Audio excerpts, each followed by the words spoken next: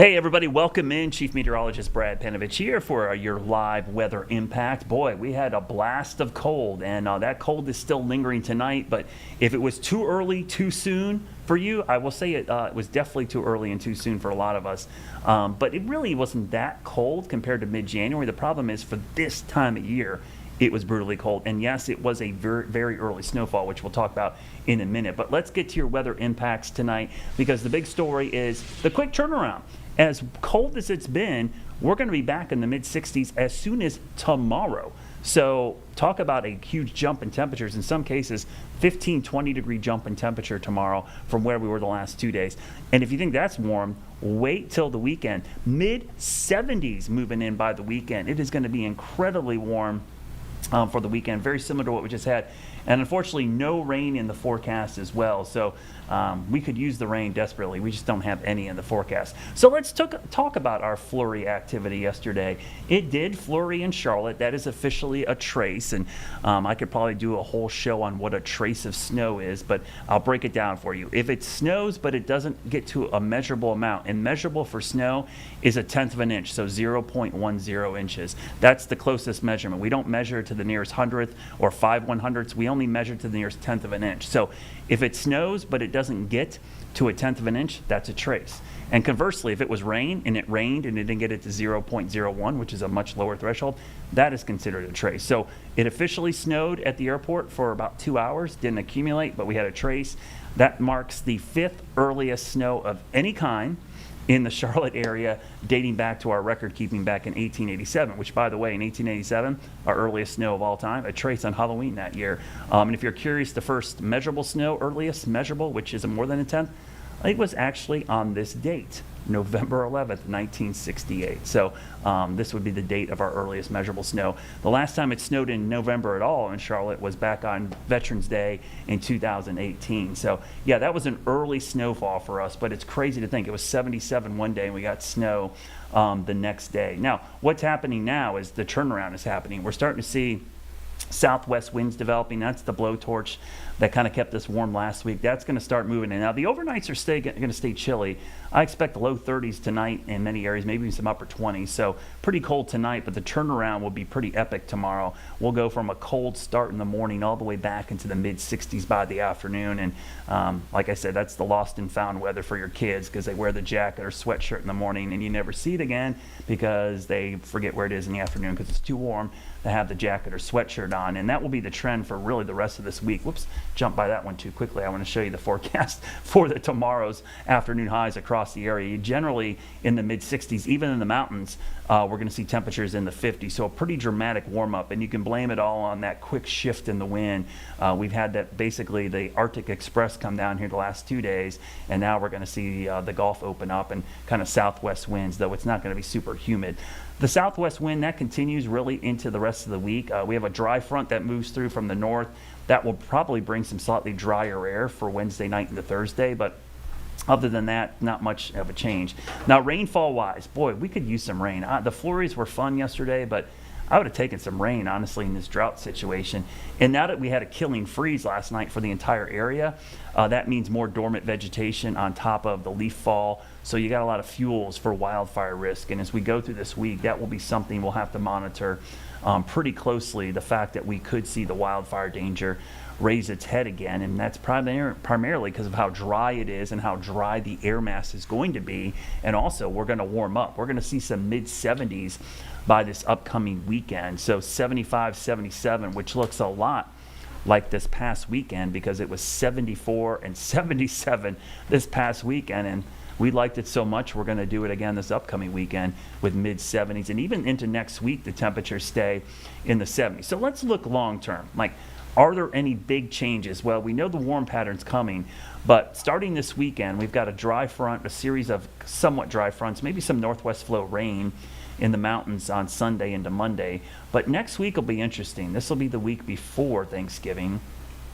We start to see a big storm system developing in the middle of the country, and this looks a lot like the pattern we just had, where we could see a pretty dramatic cool down. But unlike this last system, this one looks pretty wet at the beginning, and so we could see a pretty significant rainstorm maybe a week from this Friday. So what am I talking about? The 21st. This is pretty far out, but just to keep an eye on that time frame, the middle and end of next week, not this week, next week, we possibly could see some rainfall and maybe another significant pattern change, which could set the table for another cold blast going into the week of Thanksgiving. So there are signs that the jet stream is getting more active. We're starting to see more of these systems, and this is kind of the transition period as we get closer to the winter season getting closer and closer. When you start seeing more of these fronts, more of these storm systems getting down here, that kind of sets the table for potentially some rainfall and eventually the cold air and more chances of snow as we get into December, though. I don't see anything right now that would be imminent, at least in the next week or so. This weekend, it's Tuesday, I know. It's never too early to look at the weekend. Look at these temperatures. Mid-70s Saturday, mid to upper 70s for Sunday, and both days will be relatively dry. We'll take a long look here at the 7-day forecast, the Jerry Hunt Supercenter 7-day forecast. The overnight lows stay in the 30s, at least through Friday. So cold mornings, but warmer afternoons, kind of your typical fall pattern. By the weekend, we're back in the mid-70s. The morning lows will jump into the 40s and 50s. And then going into next week, we'll start to see temperatures basically in the mid-60s for most of next week. And we'll show you the 10-day forecast so we can go all the way to next week. So I know it's 10 days out, and I just showed you the potential for rain next Friday. And I'll just peel back the curtain on forecasting when it's 10 days out. There's still a lot of uncertainty, so we'll keep it at a 20% chance right now, but just stay tuned. There's a chance that could trend up or down or move a little bit based on that storm system, which you know is going to be pretty large and heading our way possibly sometime late next week. So that might be our most significant chance of rain and maybe another pattern change coming up for that weekend prior to Thanksgiving. So stick around. Coming up, we got a live interview. We're going to talk about an early start to the ski season for some and the ski season in the Southeast. We're going to bring in the general manager from Winter Place up in West Virginia. That's coming up after the break. So stick around. We'll be right back.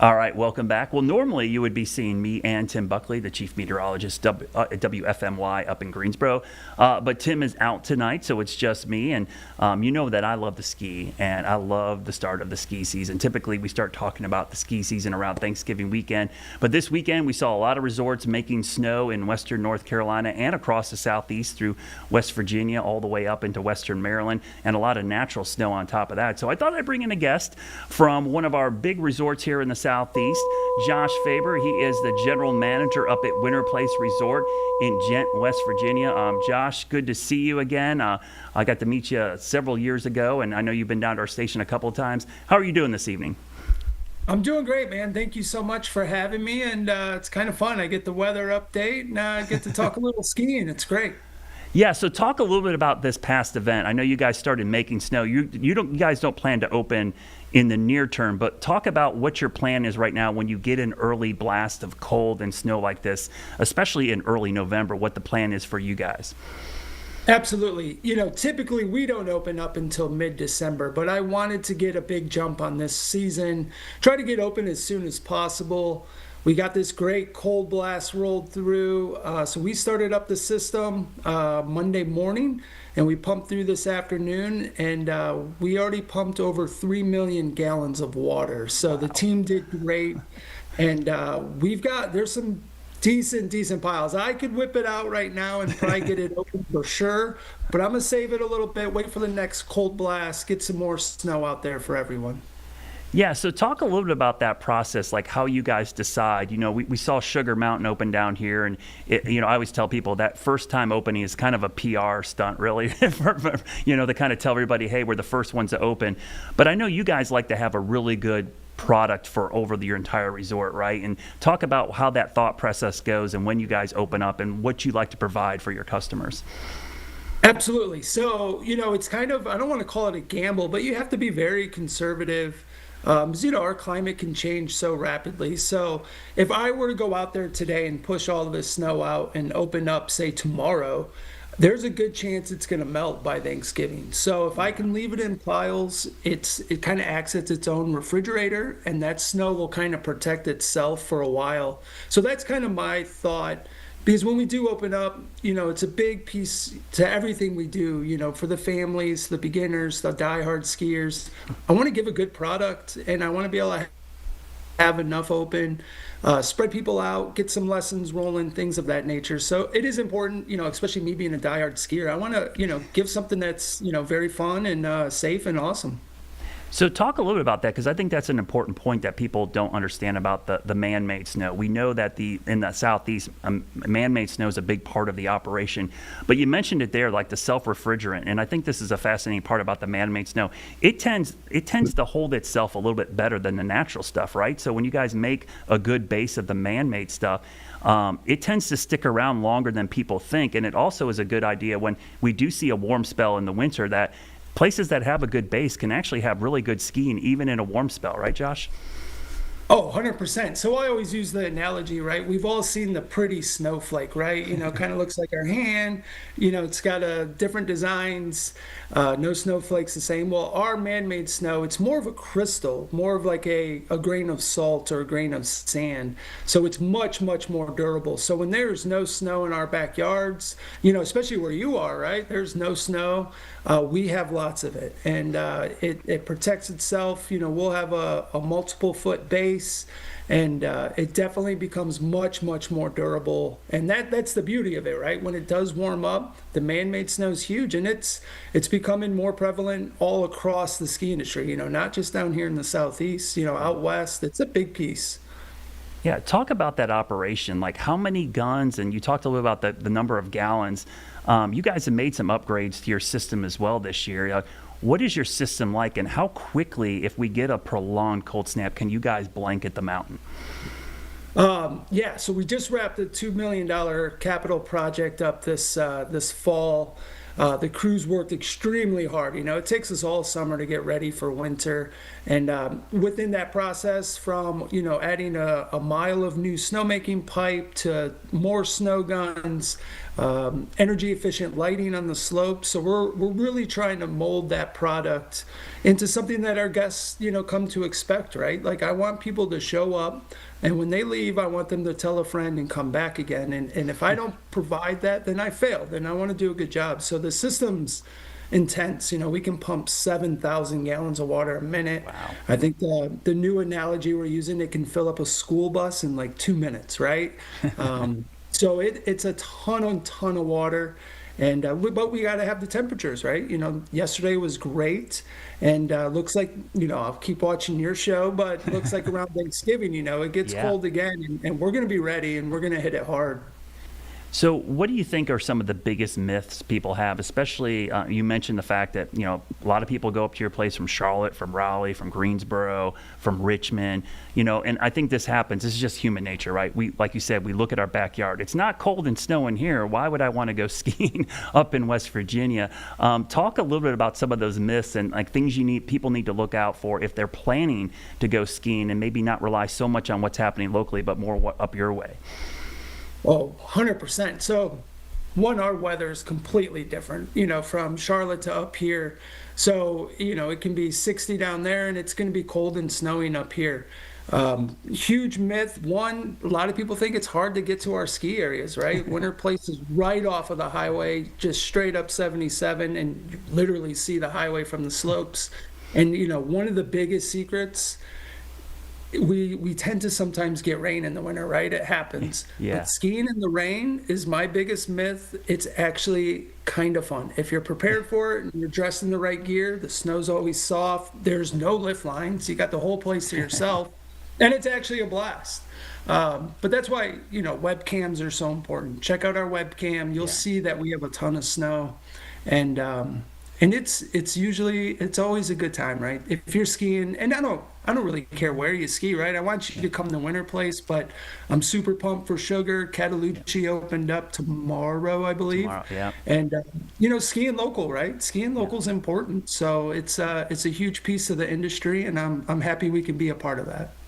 Yeah, it's so true about the rain. I always tell people there's no such thing as bad weather, just bad gear, right? It's always like No, I'm blessed, right? Like, so I have a couple little girls and they'll come out skiing, and I tell you what, if it's raining and I've been at work for 80 days straight and I'm running ragged, they'll drag me out there, rain or shine, and we always have a good time. Yeah, the other one thing I will say about getting to your guys' place, the fact that it's off 77 usually has some of the best road conditions to get to, even if it is snowing, because they do such a good job of maintaining 77. Sometimes going here locally, you're going on switchbacks and mountain roads, but getting up to Winter Place is a lot easier because of that interstate.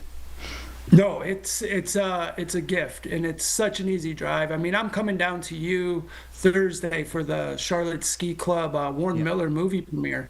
So I'll be down there. I'm not gonna lie, I'm sneaking a little mountain biking because your weather's great, and I'm happy it's dry. I know you need rain, but I'm happy it's dry. And but it's such an easy drive. I day trip it. I'll come back, and it's really not that big of a deal. So. Yeah, so talk a little bit about what you guys have coming up this season that people might be interested in, what's new for folks that have been up there in the past that they can look forward to coming up to Winter Place this season. Absolutely. So obviously snowmaking is number one. We're going to continue to improve our snowmaking system any chance we get, and not only making more snow, but good quality snow, because you can make bad snow, I promise.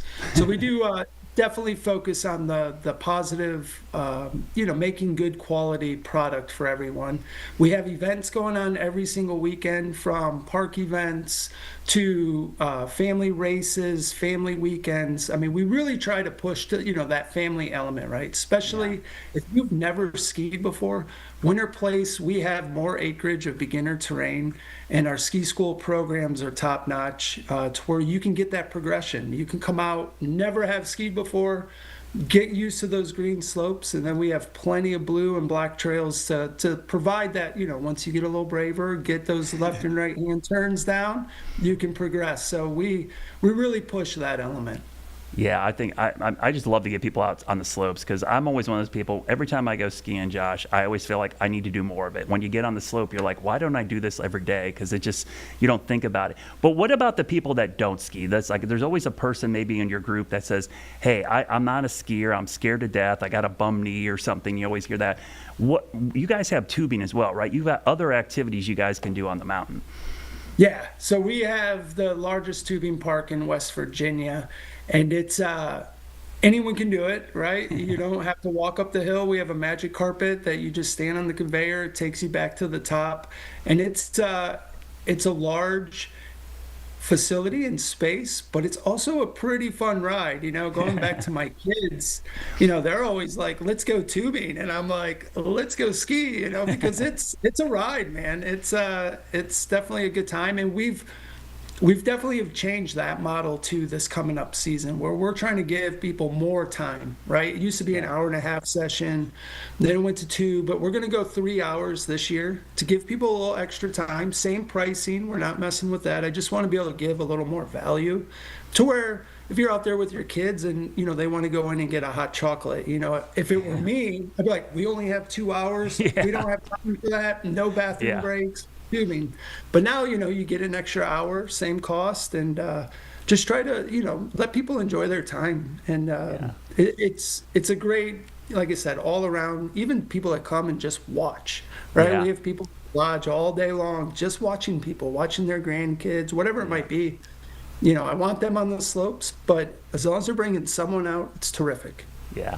And I'll tell you, as me, we do the same thing. We try to do both. We ski and do tubing at night sometimes. It's always a good time. So, Josh Faber for Winter Place, thank you so much for joining us. Good luck driving back down here. I'm sure I'll see you at some point over this upcoming season. But Winter Place, one of the best places to ski in the Southeast because of its access. Thanks for joining us tonight. Thank you so much. I really appreciate it, man. All right, Josh, thank you.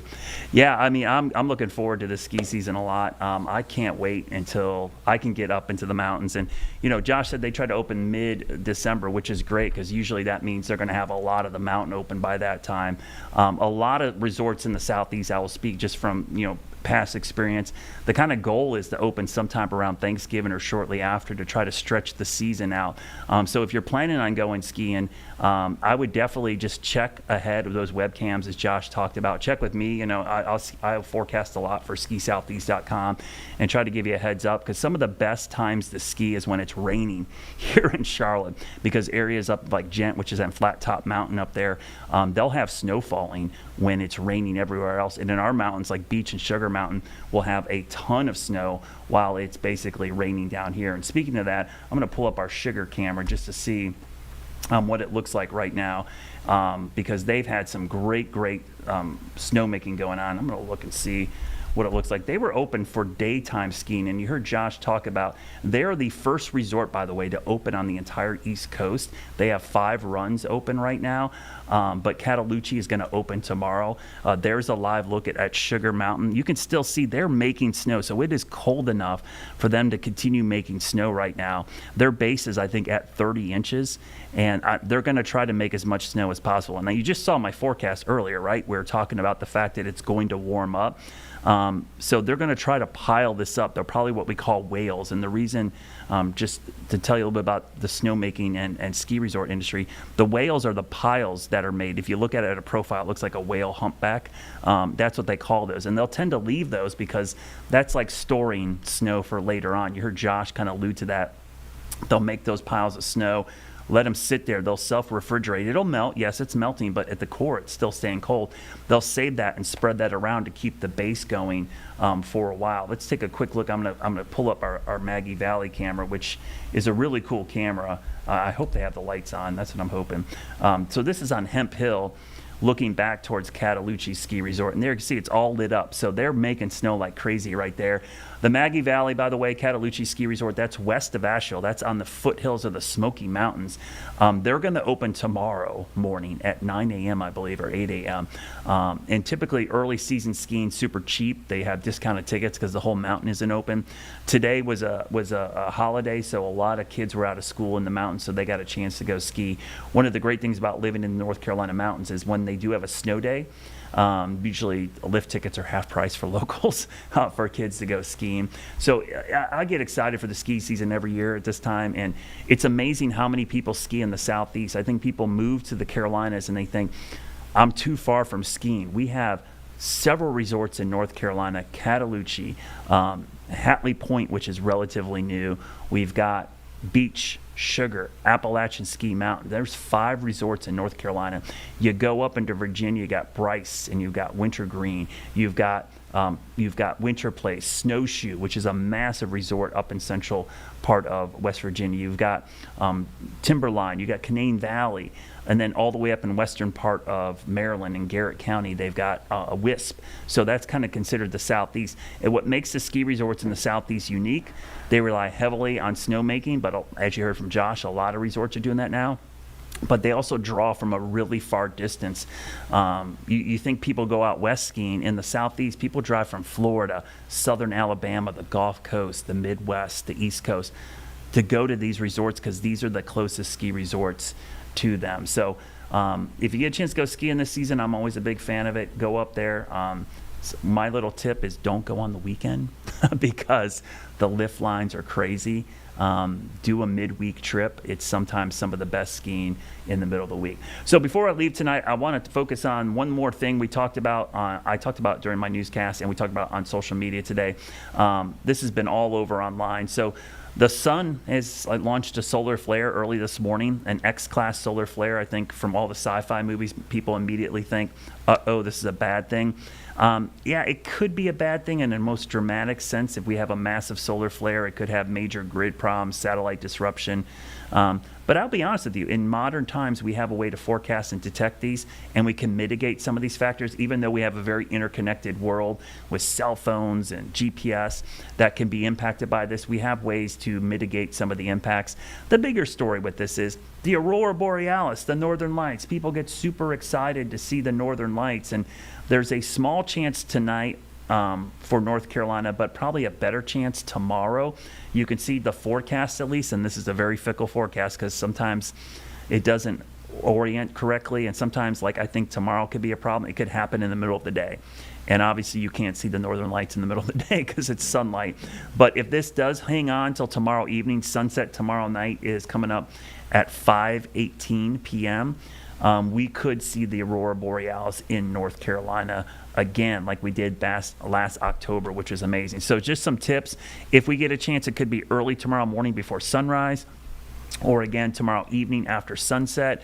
The thing to do is stay tuned for updates. Spaceweather.gov is a great resource. I will post updates, but look for dark locations away from city lights, light pollution, and make sure you head to a location where you can see the northern horizon. And sometimes the best tip, your naked eye, your eye by itself can't see it unaided.